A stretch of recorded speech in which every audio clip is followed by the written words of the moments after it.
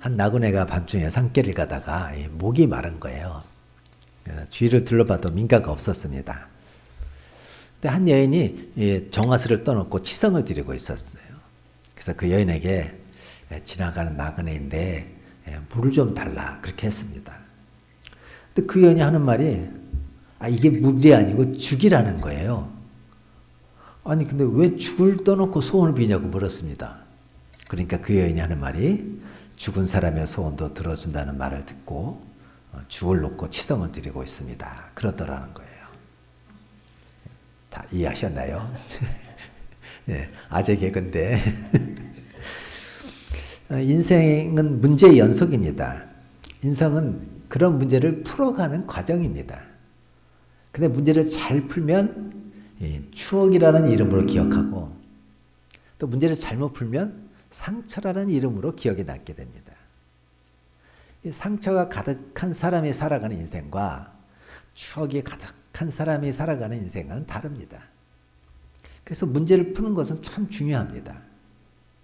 근데 사람마다 문제를 푸는 방법이 다 있습니다.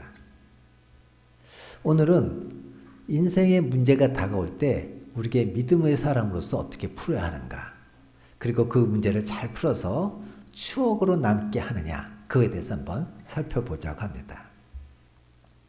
우린 지난번 아브라함이 비록 척박하지만 하나님과 견고한 교제를 할 수 있는 그 헤브론 마물의 상수리 나무에 거주하고 있었던 것을 보았습니다. 어느 날 그것을 방문한 나그네 셋을 극진히 대접합니다. 이들은 소돔과 고모라의 죄악을 살피러 온 하나님과 천사 둘이었죠. 하나님은 사라에게 내년 이맘때 아들을 낳을 것이라고 말씀해 주십니다. 이제 천사들은 소돔으로 떠나고 아브라함을 하나님과 독대합니다. 하나님은 아브라함에게 하나님께서 하려는 것을 숨기겠느냐고 하시면서 일종의 천기누설을 하십니다. 두 가지 말씀하시죠. 하나는 뭡니까? 아브라함은 강대한 나라가 되고 천하 만민은 그로 말미암아 복을 받을 것이다. 내가 아브라함을 부른 이유는, 즉 아브라함이 살아야 될 새로운 삶은 여호와의 도, 즉 의와 공도를 행하게 하기 위함이다. 그렇게 말씀하십니다. 그래서 우리 지난주에 의는 뭐라고 그랬죠? 공이라고 그랬죠. 히브리어로 ጼ다카. 공의는 하나님과 사람과의 올바른 관계, 즉 관계의 올바름입니다. 그래서 우리가 해야 될 일은 공감하기라고 했습니다. 가장 가까이는 우리 교회 식구들의 괴로움과 힘겨움과 기쁨에 공감하고, 한 걸음 더 나가서 우리 시대의 고통스러운 이웃들의 삶에 공감하고, 동시에 복음을 알지 못하는 세계 곳곳에 있는 사람들에게 우리가 어떻게 응답할 것인지, 이런 것들이 우리의 과제라고 했습니다. 공도는 정의라고 했죠. 이거는 어디서 사용한다고요?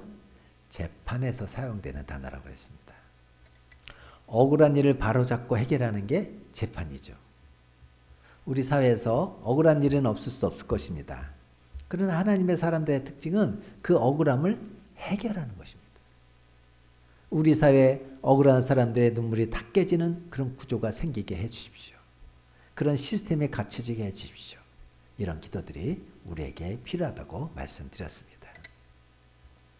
두 번째로 하나님은 오늘 본문에서 아브라함에게 소돔과 고모라를 심판하시겠다고 말씀하십니다. 가나안 남쪽에 위치한 소돔과 고모라 지역은 지금 죄악이 가득 찬 도시입니다. 정의와 공의가 소멸됐습니다. 사랑이 소멸된 도시, 성적으로 동성애가 만연한 도시입니다. 오죽하면 그렇게 오래 참으시고 국률이 풍성하신 사랑의 하나님께서 이 도시를 지금 멸망시키려고 작정하셨겠습니까?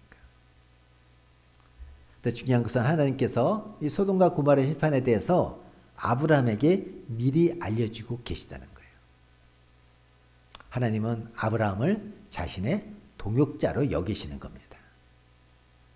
세상을 경영하시는 하나님께서 아브라함과 함께 이 세상을 경영하십니다. 그래서 아브라함에게 기도 제목을 줍니다. 하나님 아브라함에게 기도 제목을 주셔서 아브라함으로 하여금 기도하게 함을 통해서 이 세상을 함께 경영하기를 원하십니다. 한국교회가 한창 부흥의 시기에 성도들은 모이면 제일 먼저 나라와 민족을 위해서 기도했습니다. 민족 복음화와 북한 통일을 위해서 기도했습니다. 한국교회와 세계를 위해서 기도했습니다. 정말 세계를 경영했습니다. 그리고 마지막에 자신을 위해 기도했습니다. 하나님께서 오늘도 성도들에게 나라와 민족과 교회와 세계를 위해서 기도 제목을 주시는 것은 우리를 하나님의 동역자로 세우시는 것입니다. 세계를 성도와 함께 경영하고자 하시는 것입니다. 나라, 민족과 교회와 세계를 위한 기도의 소리가 죽어가는 것은 교회가 죽어가는 것이고 성도가 죽어가는 것이에요. 근데 아브라함은 하나님께서 소돔과 고모라를 심판한다는 소식을 듣고 기겁을 합니다. 얼굴이 사색이 됩니다. 왜 그렇죠? 왜 그래요? 거기에 조카 롯이 있기 때문이죠. 롯이 누구예요? 갈대 우르에서부터 아브라함과 함께 이 가나안 땅까지 온 유일한 혈육 아닙니까? 정말 아들 같은 조카죠. 목초지 때문에 목자들이 싸울 때 그에게 먼저 땅에 대한 선택권을 주었고요. 그가 북방연합군의 공격을 받아 온 가족이 포로로 잡혀가고 전 재산을 빼앗겼을 때 아브라함은 정말 목숨 걸고 가서 구해오지 않았습니까? 아브라함은 조카 롯이 있는 소돔과 고모라의 심판 예언을 듣고 위기의식을 느꼈습니다. 굉장히 충격을 받았습니다. 그리고 하나님께 나아가 기도합니다. 하나님, 만약 그 성에 의인 50명이 있다면 그 의인 50명은 무슨 죄가 있습니까? 그 의인 50명을 악인과 함께 멸하시렵니까? 의인 50명을 악인과 함께 멸하시는 것은 부당하십니다. 하나님의 그 사랑, 하나님의 성품에 이게 붙잡고 기도하는 거죠. 그죠? 세상을 심판하시는 하나님께서 정의롭게 심판하셔야 되지 않습니까? 여기서 우리는 왜 아브라함이 50명을 얘기했을까요? 아마 아브라함 생각에 50명은 하나님이 용서해 주시리라는 최소 기대치였을 것 같아요. 최소 기대치 인원이었을 것입니다. 하나님께서는 만약 그렇다면 내가 그 성을 멸망시키지 아니하리라 그렇게 하십니다. 하나님이 허락하시자 아브라함은 갑자기 자신이 없어졌습니다. 그 성에 의인 50명은 있을까? 그래서 아브라함은 감히 엎드려서 조심스럽게 45명으로 줄입니다. 하나님 그래도 허락하십니다. 이제 하나님 아브라함이 용기를 내서 이제 10명씩 줄여갑니다. 40명, 30명, 20명, 10명. 그래도 하나님 허락하십니다. 근데 여기서 기도를 멈추죠? 우리 가끔 그래요. 아브라함이 더 강구해서 5명, 아니 1명으로 줄이면 어땠을까? 그렇게 생각합니다. 그러나 아브라함은 더 이상 강구할 수 없습니다. 왜냐하면 아브라함은 지금 6번이나 강구했는데 이 6이라는 숫자는 인간의 숫자입니다. 7은 완전수로 하나님의 숫자인데, 그러니까 뭐예요? 인간으로서 할 수 있는 최대치이기 때문인 거예요. 또 더 이상 간구하지 않은 이유는 우리 30절, 32절을 보면 그런 심판의 하나님의 노하심에 대해서 잘 알고 있기 때문인데요. 32절 한번 같이 읽어볼까요? 시작. 아브라함이 또 이르시되 주는 노하지 마옵소서. 내가 이번만 더 아뢰리이다. 거기서 신명을 찾으시면 어찌하려 하시나이까. 이르시되 내가 신명으로 말미암아 멸하지 아니하리라. 저 아브라함이 여기서 주여 노하지 마옵소서. 하나님의 심판은 무섭습니다. 오래 참으시긴 하지만 심판이 임할 때는 긍휼이 없습니다. 정말 그 고통은 말할 수 없습니다. 아브라함은 하나님의 심판의 그 엄위함을 느꼈습니다. 여러분, 우리가 부동산 구입할 때 50억 건물을 10억까지 깎는다면 어떻겠어요? 가불관계에서 지금 을입장 아닙니까? 하나님께 어떻게 더 이상 흥정할 수 있겠습니까? 10명까지 깎은 것도 정말 대단한 것이죠. 또 아브라함이 더 이상 간구하지 않은 이유는 계속 허락하신 하나님의 응답을 들으면서 아마 소돔과 고모라에는 의인 한 명도 없을지 모른다는 생각이 아마 불현듯 들지 않았을까요? 아브라함은 온몸에 힘이 쭉 빠집니다. 유황불에 죽어갈 조카 롯의 모습을 생각하면 정말 죽을 것 같습니다. 죽어서 이 롯의 부모를 어떻게 보나, 소돔으로 가는 거 말렸어야 했던 거 아닌가, 별의별 생각이 다 나면서 롯을 위해 기도하는 게 두렵습니다. 하나님, 차라리 롯 대신 저를 데려가 주십시오. 아브라함은 육체적으로, 정신적으로, 영적으로 그 고통이 점점 더 심해져 갔습니다. 그럼에도 불구하고 아브라함은 믿음을 가지고 끈질기게 기도합니다. 아브라함은 기도를 포기하지 않았습니다. 소돔과 고모라 멸망이 하나님의 뜻이라면 누가 그 뜻을 꺾을 수 있겠습니까? 그 기도는 헛수고가 될 텐데도 불구하고 아브라함은 낭망하지 않습니다. 포기하지 않습니다. 중단하지 않습니다. 끈질긴 기도를 드립니다. 아브라함은 지금 사생결단하고 일사각오의 마음으로 기도하고 있습니다.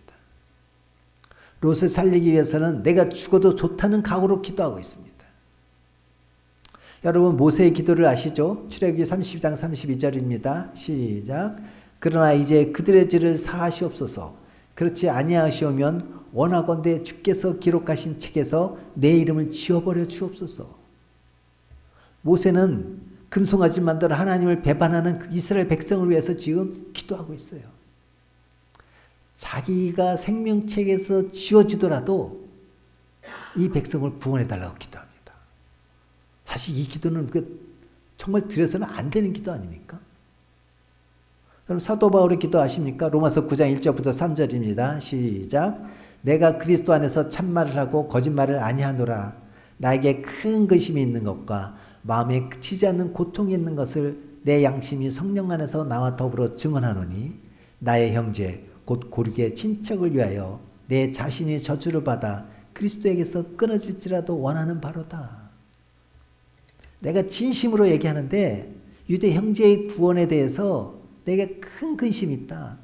마음에 그치지 않는 고통이 있는데 유대인 구원을 위해서 내가 저주를 받아서 그리스도에게서 끊어질지라도 원하는 바다.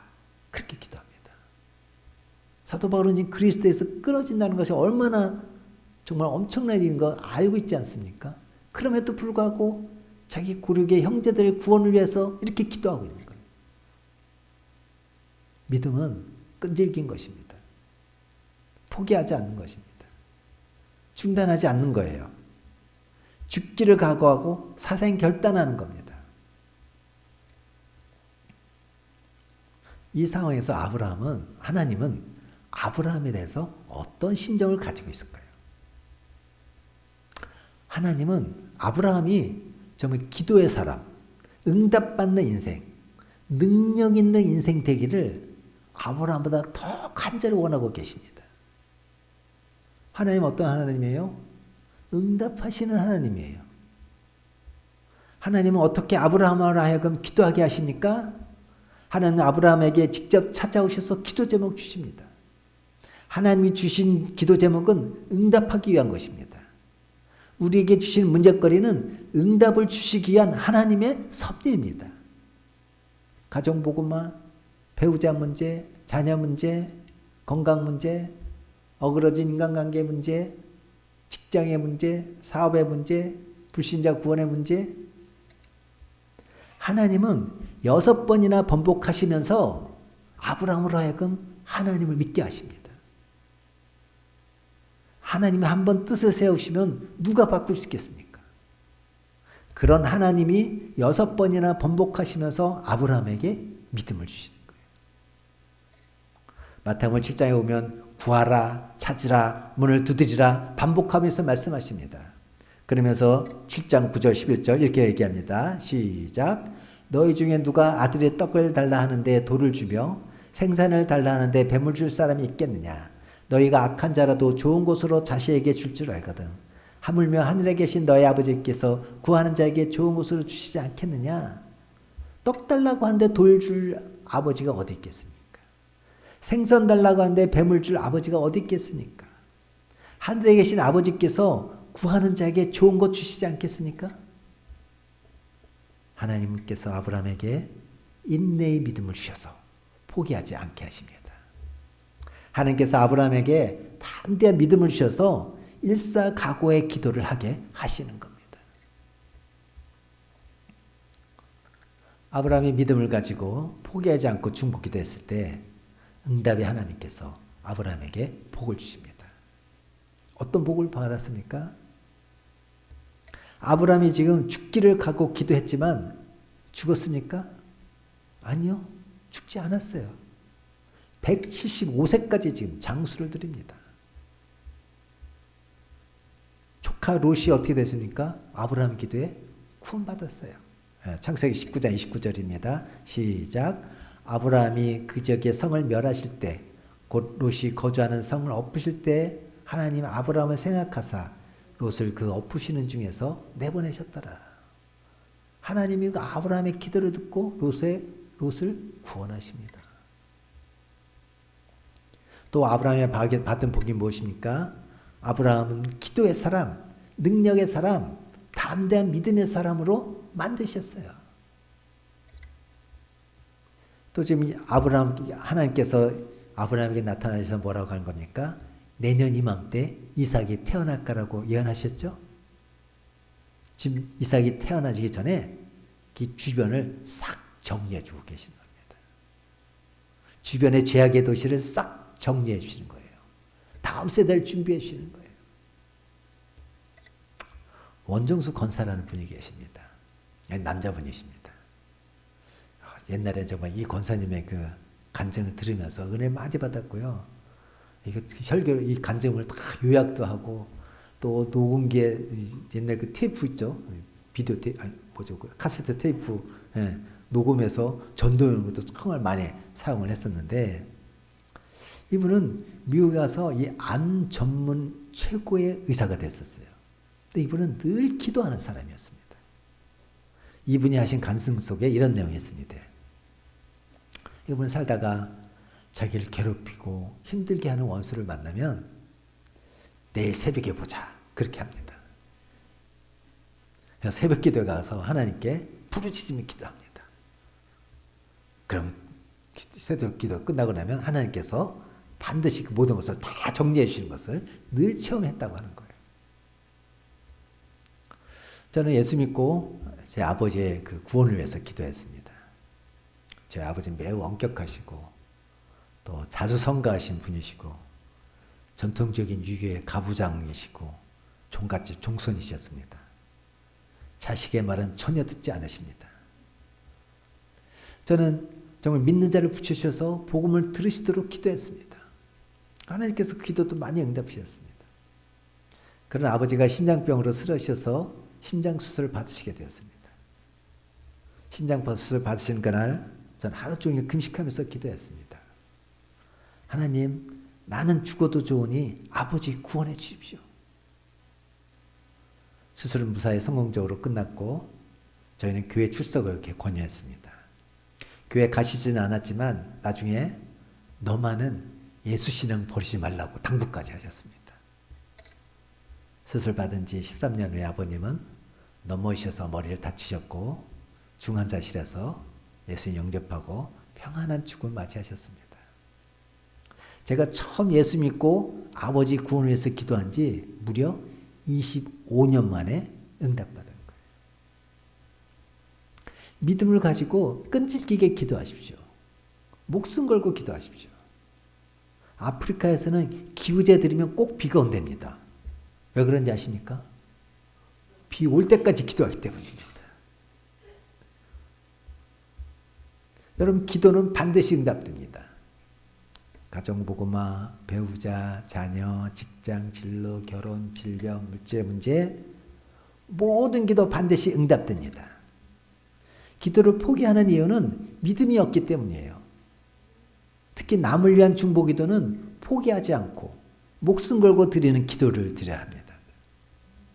어거스틴의 어머니 모니카는 아들을 위해서 기도했습니다. 포기하지 않았습니다. 완전히 탕자였던 그 어거스틴이 어떻게 됐습니까? 성자가 되었습니다. 우리 자녀에 대한 꿈 포기하지 마십시오. 믿음 갖고 포기하지 않고 일사각오로 기도하십시오. 응답을 기대하고 기도하십시오. 기도하자마자 안 한다면 무엇을 기대할 수 있겠습니까? 아브라함에 대해서 하나님이 가지고 있던 심정은 우리에게도 마찬가지입니다. 우리에 대한 하나님의 심정은 우리가 기도의 사람이 되고 응답받는 인생, 능력 있는 인생을 살기를 간절히 원하고 계십니다. 하나님은 응답의 하나님이세요. 하나님 우리에게 찾아오셔서 기도 제목 주십니다. 우리의 문제는 하나님의 기도 제목입니다. 그것은 응답을 주시기 위한 것입니다. 가정, 부모, 배우자, 자녀, 직장, 진로, 결혼, 질병, 물질의 문제 하나님께 감사하십시오. 우리를 하여금 기도하게 하시고 응답하시라는 것입니다. 그런 가정에서 은혜의 하나님을 믿게 됩니다. 하나님께 우리에게 인내를 주셔서 포기하지 않고 기도하게 하십니다. 담대한 믿음 주셔서 목숨 걸고 기도하게 하십니다. 우리가 믿음을 가지고 포기하지 않고 중보기도 할 때 응답의 하나님께서 아브라함에게 주셨던 복 우리에게도 주십니다. 죽지 않게 하십니다. 우리 기도 응답하십니다. 우리를 능력의 사람, 기도의 사람, 담대한 믿음의 사람으로 만들어 주십니다. 우리 가정과 우리 직장과 우리의 이웃 깨끗이 정리해 줍니다. 아주 깨끗하게 해주십니다. 우리가 응답받지 못하는 것은 기도를 중간에 포기하기 때문이에요. 목숨 걸고 기도하지 않기 때문인 거예요. 이제 우리가 결단했으면 좋겠습니다. 중단했던 그 중보 기도 제목 다시 정비하시기 바랍니다. 믿음으로 기도 제목 정리하시기 바랍니다. 이거는 안 들어주실 것 같아. 포기했던 그 기도 제목 다시 정비하시기 바랍니다. 그리고 매일 시간을 정하고 기도하십시오. 언제까지요? 응답 받을 때까지 기도하십시오. 들어주시면 감사하고 안 들어주시면 어쩔 수 없다가 아니라 이왕이면 응답되면 좋겠다가 아니라 정말 목숨 걸고 절박하게 들어주실 때까지 떼쓰고 죽기 살기로 불태전의 기도를 하시기 바랍니다. 특히 불신자의 구원에 대한 기도 제목, VIP 기도 제목을 정비하십시오. 매 시간을 정해놓고 기도하십시오. 언제까지? 응답 받을 때까지. 불신자 구원 들어주시면 감사하고 안 들어주시면 어쩔 수 없다가 아니라 기왕이면 응답되면 좋겠다가 아니라 불신자가 돌아오지 않으면 하나님이 예정한 자가 아닌가 이런 게 아니라 목숨 걸고 절박하게 들어주실 때까지 떼쓰고 죽기 살기로 불태전의 기도를 하십시오. 여러분의 부모님이 변화될 것입니다. 남편이 변화될 것입니다. 아내가 변화될 것입니다. 자녀가 변화될 것입니다. VIP가 죽게 돌아올 것입니다. 제자 삼을 수 있을 것입니다. 교회가 부흥될 것입니다.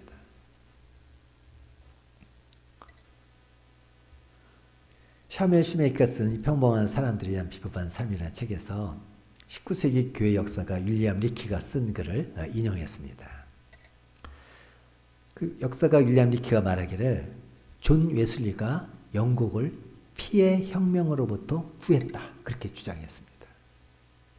존 웨슬리는 영국 전체를 12명으로 구성된 작은 공동체를 전국에 조직했습니다. 그 조직에서 하나님의 말씀을 가르쳤습니다. 그리고 그들로 하여금 그 말씀대로 행하게 했습니다. 일주일에 한 번씩 모여서 이 세대가 타락하고 잘못된 삶을 산다 할지라도 우리는 하나님의 백성답게 살자. 서로 일깨워주고 기도했습니다. 그리고 우리가 사는 이 세대가 하나님 앞에서 구원받는 시대가 되게 해달라고 기도하는 중보기도 모임이었습니다. 그런 공동체였습니다. 영국은 당시 산업혁명으로 많은 사람들이 농촌에서 도시로 몰려들었습니다. 사람들이 많이 모이니까 어떻게 됩니까? 쾌락을 추구하게 되고 술집도 늘어나고 물질이 우선되는 가장 어려운 상황 속으로 들어가게 되고 복음의 나라가 타락하게 됐습니다. 죄가 부패해지고 죄로 인해서 부패해지고 죄가 간영한 세상이 되었습니다. 여기서 가만히 살다가 정말 휩쓸려갈 수밖에 없었습니다. 그런데 그 속에서 세상은 이렇게 살아도 우리는 그렇게 살지 말자. 하나님 말씀으로 살자. 그렇게 매주 한 번씩 말씀 배우고 기도하고 그렇게 일깨워주는 그룹을 만든 것입니다. 프랑스는 어땠습니까? 중세에서 근세로 넘어가고 근세에서 현대로 넘어가는 과정 속에서 피해 혁명의 대가를 치렀습니다. 수많은 사람들이 죽었습니다. 희생을 당했습니다. 그러나 영국은 그런 과정을 거치지 않았습니다. 이 역사가는 웨슬리의 기도가 영국을 새롭게 살렸다고 그렇게 해석하고 있습니다. 하나님은 오늘도 우리와 함께 세상을 경영하시길 원하십니다. 우리의 중보기도와 더불어 세상을 경영하시길 원하십니다. 하나님의 이 은혜로운 초청에 아멘으로 응답하시길 바랍니다. 중보기도 제목 다시 한번 정비하시고 목숨 걸고 절박하게 들어주실 때까지 떼쓰고 죽기 살기로 불태전의 기도를 하시는 저와 여러분 되시기를 축복합니다.